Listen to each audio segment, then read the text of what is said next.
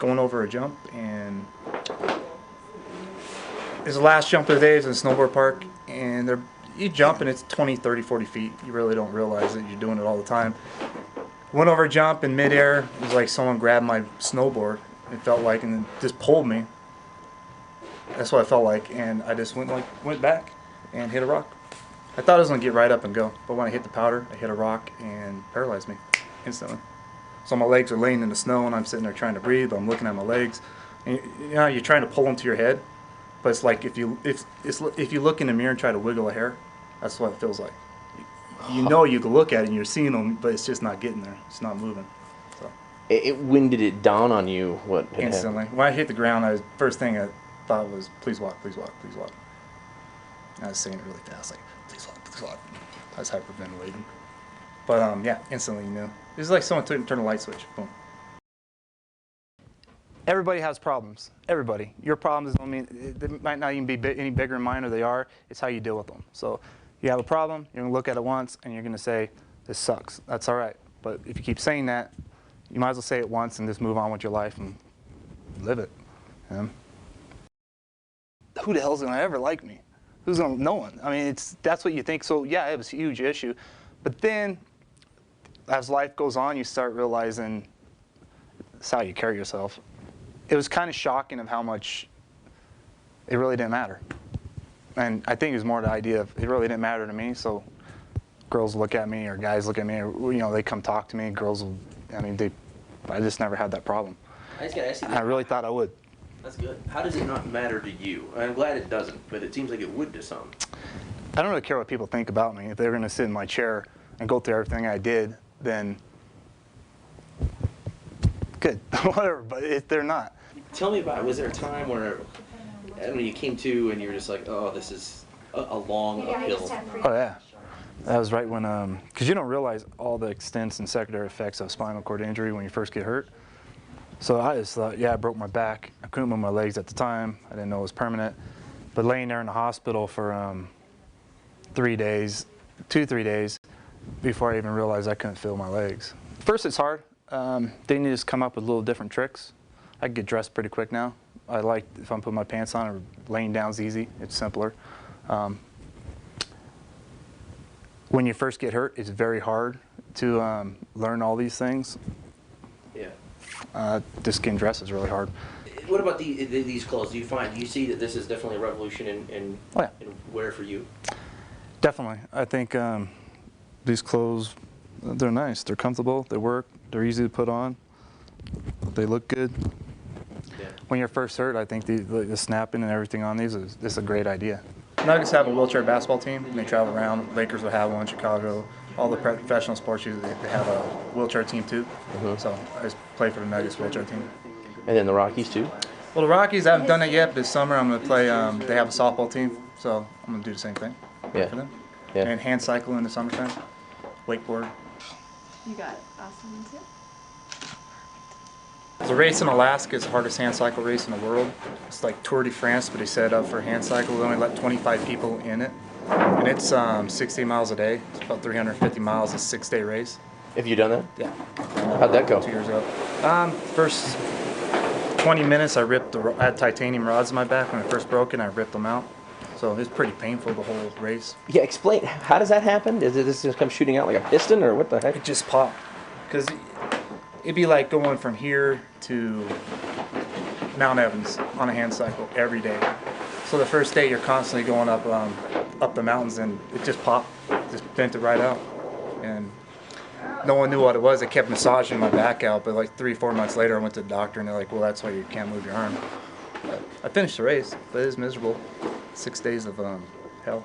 Do you have like a Robert Lynn top 5 pain in the rear being a paraplegic list? Yes. Bladder control, because you lose bowels, bladder, sexual function, all that stuff.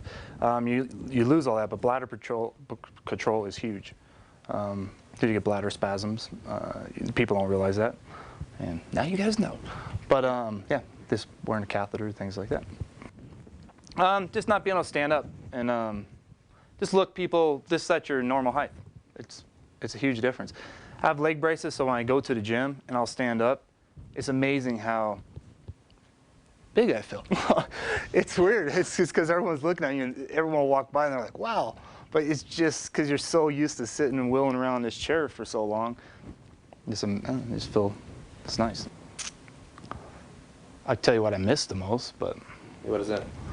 it's kind of, well, I miss running. I just miss, because I was a fighter, I boxed a lot, and I miss just being able to stand up and just punch. Use your legs, pivot. I remember that more than I do walking, because I think I trained myself so much since I was like 10 years old. You're driving it through your head. Move here, pivot here, do this, punch. Walking, you just automatically do so. It's weird if I sit there and try to visualize it, it's almost like I'm moving. It doesn't matter what age you are, everyone's going to be shocked going through that. You have someone like me that plays sports, it doesn't matter if someone's playing piano, you're still going to be shocked. But I remember one time I'm in the ring fighting the toughest people in the world, next time I can't even move my legs. So you're almost turned into a little baby, and you really are for a while, because you don't know how to move, how you're going to even sit up from the bed, what's going to go on with your life. So those little things you have to just learn over and over and over, and then gradually you turn it around to where it looks so simple and easy. But when you first get hurt, no, not at all. It's more the pride getting used to having other people, especially at first, poking and prodding everywhere that you never even imagined people were going to be doing. Yeah. So after you leave that hospital, I think boot camp would be 20 times easier, just because mentally, it doesn't matter. You could wheel down the street pretty much naked after you leave that damn hospital. So just because you've been through so much. Let me go back to that real quick. Third one, people don't realize you're constantly on fire. Like my legs are constantly burning. Fire. Yeah, it feels like if your hands are really cold and you put them under warm water, that tingling feeling, I feel this constantly. Like right now, my calves are on fire. Well, why? What's the deal? I mean, that just seems wrong. You can't use them to walk, but they still hurt. And you can't feel like they can't go like that and feel. Yeah. There's something your nerves are trying to fire. There's something in there that's probably trying to work. Yeah. I just personally, I put up with it. They have medication for it, but yeah, it's just constantly burning all the time. And it's weird. If I try to move my foot right now, it feels like I'm moving my foot and it's on fire. It'll go, even though it's not moving. If I try to move my leg, it feels like it's moving, but it's not. So, and that's why I'm so antsy. So I'm always moving, because I'm trying to take my mind off of my legs burning. Stand up and peeing, that's a nice one too. I shouldn't say that, but I'll tell you. Tell me about these simple pleasures. Right? Yeah, there's so many times I'll be like, just walking into, let's say you're at the bar, really, just stand up and take a leak. That would be a nice thing to do. And those are simple things. Reaching up if you're going somewhere, trying to grab something off the shelf. I mean, you have to really learn to, like, I'm not too shy. I'll take them bumps on the, hey, can you grab that for me? Thank you. You have to really get used to people staring at you. Mm-hmm. And that was really hard at first, because you're in that hospital for a month and a half, 2 months. People are in there for 3 months, and it's your own little wheelchair world. So you're like, oh, great. But when you go out into the real world, everybody, it's not set up, or people will take a glance and they'll look at you, and then they'll take another glance, and then they're probably thinking, what happened to you? But you have to get used to just people looking. And I'll say, what the hell are you looking? No, I don't say that. I don't have any core muscles. That's another thing people think when they look at me. They think I have a lot of balance and core, which I don't have any. If I go like this, I'd fall over without my arms. If I go forward, I'd fall. I mean, I couldn't get back up without my arms. When you have paralysis, you can't feel. So I could sit here and your bones, or if I'm sitting on something hard, it will actually start poking right to your skin. You'll get a skin sore. It's really hard for your body to heal, because you're always sitting on it all the time. Circulation's not as good. So if that happens, I mean, you can end up losing your limbs, dying. So you're always doing weight shifts, moving. Snaps are a good idea because they're covered. Everything that needs to be covered, they're comfortable and work good. What kind of hope do you put in that they can reverse paralysis? Oh man, it's gonna happen. Yeah. It's gonna happen. First thing, when I first broke my back, first thing I thought is, I'm going to walk again. I never changed it. I never had a dream that I'm in a wheelchair. If I'm in a wheelchair, I'll get up and walk around. I think research is, I can just tell the attitude is so much different. Even when you go to the hospitals, it's more of stay in shape because there's going to be a cure. Before it was more like, oh, don't worry about it.